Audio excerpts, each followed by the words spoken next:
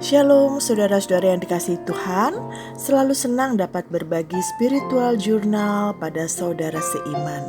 Kali ini kita akan merenungkan firman Tuhan dari Mazmur nomor 22 ayat 1 sampai 23. Sebelum membahas firman Tuhan lebih dalam, mari kita berdoa.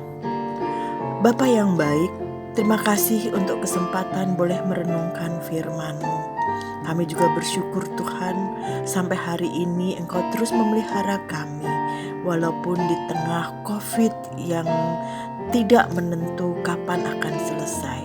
Dan Tuhan, biarlah melalui firman Tuhan yang kami renungkan ini, Engkau menguatkan kami dan meneguhkan kami. Bapa, kami mau serahkan waktu ini sepenuhnya hanya di dalam nama Tuhan Yesus. Amin. Saudara, Mazmur 22 ini ditulis oleh Raja Daud. Merenungkan isinya, sepertinya Daud sedang bergumul dengan masalah yang dihadapinya. Masalah yang mana?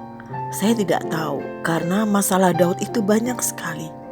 Mari kita membaca ayat 2 sampai 6. Allahku, Allahku, mengapa Engkau meninggalkan aku? Aku berseru, tetapi Engkau tetap jauh dan tidak menolong aku. Allahku, aku berseru-seru pada waktu siang, tetapi Engkau tidak menjawab. Dan pada waktu malam, tetapi tidak juga aku tenang.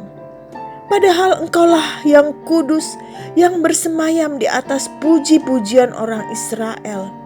Kepadamu nenek moyang kami percaya. Mereka percaya dan Engkau meluputkan mereka. Kepadamu mereka berseru-seru dan mereka terluput. Kepadamu mereka percaya dan mereka tidak mendapat malu. Dari ayat-ayat yang kita baca tadi, kita dapat mengetahui bahwa Daud berseru kepada Allah. Dia merasa Allah meninggalkan dia, tak berpihak padanya. Daud merasa Allah itu pilih kasih. Dia membandingkan ketika zaman nenek moyangnya berseru kepada Allah yang mereka percaya. Allah yang sama juga disembah Daud. Allah lebih mendengar dan meluputkan mereka dari bahaya dan tidak mempermalukan mereka. Mari kita lanjutkan membaca ayat 7 sampai 9. Tetapi aku ini ulat dan bukan orang, celah bagi manusia, dihina oleh orang banyak. Semua yang melihat aku mengolok-olok aku.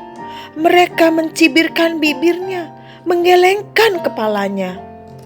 Ia menyuruh kepada Tuhan, biarlah Dia yang meluputkannya, biarlah Dia yang melepaskannya. Bukankah kita berkenan kepadanya? Dari ayat yang kita baca tadi, kita mengetahui bahwa Daud merasa dirinya seperti seekor ulat yang bisa dicela, dihina, diolok-olok, dicibir oleh siapa saja. Dan ulat ini hanya bisa berserah pada Tuhan, memohon untuk diberi kesempatan hidup. Walau seekor ulat, tapi Tuhan masih berkenan kepada ulat itu. Kita lanjut membaca ayat 10 sampai 12. Ya, Engkau yang mengeluarkan aku dari kandungan. Engkau yang membuat aku aman pada dada ibuku. Kepadamu aku diserahkan sejak aku lahir. Sejak dalam kandungan ibuku, Engkaulah Allahku. Janganlah jauh daripadaku, sebab kesusahan telah dekat dan tidak ada yang menolong. Dari ayat 10 sampai 12 ini kita mengetahui bahwa pemazmur mengungkapkan tentang dirinya di hadapan Tuhan yang telah membentuknya sejak di kandungan dan yang mengeluarkannya dari kandungan. Sejak ia dibentuk, ia sudah percaya pada Tuhan dan ia sudah menyerahkan hidupnya pada Tuhan. Pemazmur memohon agar Tuhan tidak meninggalkan dia pada saat kesusahan menimpanya. Dari ayat 2 sampai 12 ini kita dapat melihat bahwa Daud yang notabene seorang raja pun tetap dilanda berbagai masalah. Namun Daud mengungkapkan isi hatinya pada Allah. Saudara, kita semua pasti punya masalah, apalagi di masa pandemik ini. Mungkin di antara kita ada yang kehilangan pekerjaan, mengalami kemerosotan ekonomi, kehilangan orang-orang yang kita kasihi karena COVID. Mungkin juga masalah relasi dengan pasangan atau dengan anak, dikarenakan pandemik yang membuat kita WFH sehingga makin sering bertemu pasangan dan makin banyak masalah terjadi karena sewaktu belum WFH jarang bertemu. Kita mau belajar dari Daud yang mau mengungkapkan isi hatinya pada Tuhan. Seberapa besar masalah yang kita hadapi, marilah kita datang pada Tuhan dan menceritakan semuanya pada Tuhan. Percayalah, Tuhan pasti mendengar jeritan hati kita. Mari kita melanjutkan membaca ayat 13 sampai 16. Banyak lembu jantan mengerumuni aku, banteng-banteng dari Basan mengepung aku. Mereka mengangakkan mulutnya terhadap aku, seperti singa yang menerkam dan mengaum. Seperti air aku tercurah, dan segala tulangku terlepas dari sendinya. Hatiku menjadi seperti lilin, hancur luluh di dalam dadaku. Kekuatanku kering seperti beling, lidahku melekat pada langit-langit mulutku, dan dalam debu maut kau letakkan aku. Dari ayat-ayat ini pemazmur mengungkapkan pergumulan hidupnya. Di ayat 13-14 hidupnya dalam bahaya dan sewaktu-waktu maut bisa merenggut nyawanya. Dan di ayat 15-16 Daud tidak bisa berbuat apa-apa. Dia merasa sudah tidak ada kekuatan lagi, putus asa dan tak mampu menghadapi lawannya. Ia tak mampu menghadapi masalahnya. Kita lanjut lagi membaca ayat 17-19. Sebab anjing-anjing mengerumuni aku, gerombolan penjahat mengepung aku. Mereka menusuk tangan dan kakiku. Segala tulangku dapat kuhitung. Mereka menonton, mereka memandangi aku.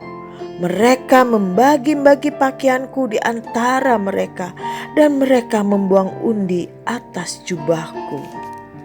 Daud sudah tidak berdaya lagi menghadapi pergumulannya karena terlalu banyak masalah dan orang-orang yang membencinya, yang ingin mencelakainya, yang mengancamnya, yang menghinanya. Mereka sudah siap untuk membunuhnya. Mari saudara kita lanjutkan membaca ayat 20-22. Tetapi Engkau Tuhan janganlah jauh, ya kekuatanku, segeralah menolong aku. Lepaskanlah aku dari pedang dan nyawaku dari cengkeraman anjing. Selamatkanlah aku dari mulut singa dan dari tanduk banteng. Engkau telah menjawab aku. Walaupun sudah banyak orang yang mau mencelakainya, yang membencinya, yang menghinanya, yang mengancamnya, tetapi pemazmur tetap berharap pada Tuhan untuk selalu bersamanya. Karena hanya Tuhanlah yang mampu menyelamatkan hidupnya dari bahaya yang mengancam. Daud sangat percaya bahwa Tuhan adalah sumber kekuatannya dan juru selamatnya. Mari kita baca ayat 23. Aku akan memasyurkan namamu kepada saudara-saudaraku dan memuji-muji engkau di tengah-tengah jemaah. Walau dalam kondisi yang kurang nyaman, banyak masalah dan pergumulan, Daud tetap memasyurkan dan memuji-muji Tuhan. Melalui perikop ini kita belajar dari Daud. Yang pertama, walau banyak pergumulan, tetap bersandar dan percaya pada Tuhan yang selalu ada bersama kita. Kedua, percaya pada Allah yang merupakan juru selamat dan penolong kita. Yang ketiga, walau dalam kondisi tidak nyaman, hendaklah kita terus memuji Allah. Kita mau bersyukur dalam keadaan apapun juga. Roh Kudus pasti memampukan kita untuk dapat menghadapi dan melewati pergumulan hidup serta terus bersandar pada Allah.